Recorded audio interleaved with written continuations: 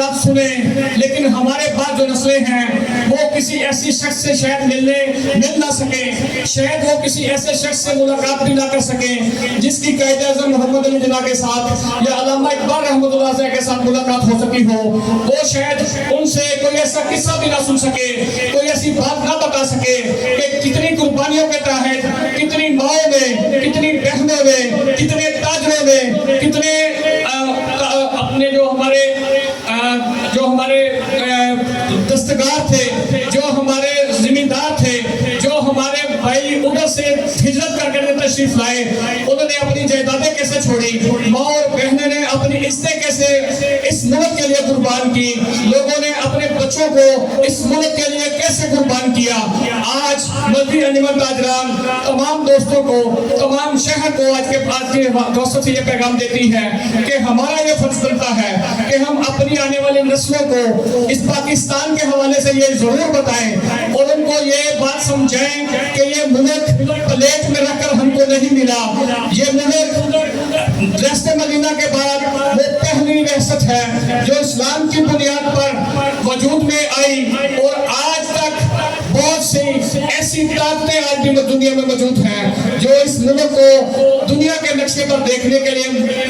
تیار نہیں ہیں۔ ہمارے ہمسایہ، اس کے علاوہ آپ تمام دوست جانتے ہیں، اسرائیل اور پورا مغرب ہمیشہ سے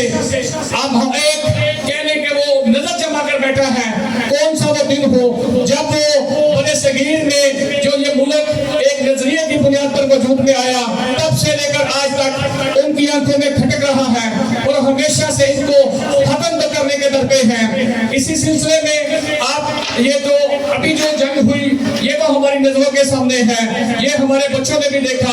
ہم نے بھی دیکھا، ہماری پاک افواج نے اور ہماری موجودہ حکومت نے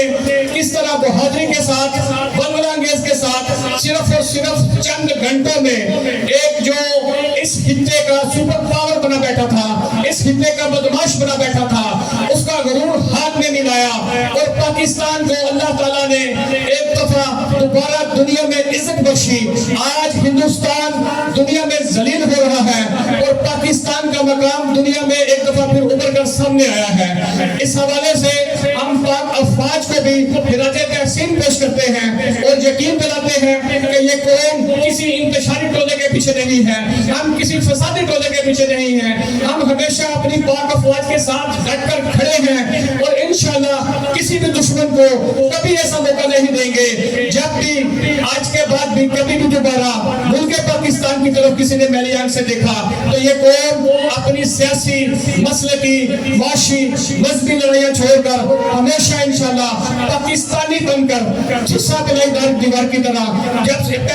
پہلے جس طرح مقابلہ کرتے رہے ہیں، انشاءاللہ ہمارا جو بھی سپہ سالار ہو، یہ کوئی ضروری نہیں ہے کہ کون سپہ سالار ہونا چاہیے، کون جرنیل ہونا چاہیے، تب ہم یہ بھول جائیں گے ہماری اپنی لڑائیاں کیا ہیں، ہمارے اپنے مفادات کیا ہیں، ہمارے اپنے جو خواہشات وہ کیا ہیں۔ اگر کسی نے میلی آنکھ سے کبھی پاکستان کو دیکھا تو انشاءاللہ ہم ایک قوم بن کر اللہ کے فضل سے جیسے پہلے مقابلہ کیا ہے مقابلہ کریں گے اور ان کے ناپاک عزائم کو انشاءاللہ ہاتھ میں ملائیں گے۔ یہ پاکستان تک قیامت رہنے کے لیے بنا ہے اور انشاءاللہ جب تک ہم زندہ ہیں، جب تک ہماری نسلیں زندہ چلتی رہیں گی اور قیامت کے دن تک انشاءاللہ صبح قیامت یک ملک قائم رہے گا۔ پاکستان سدا سلامت۔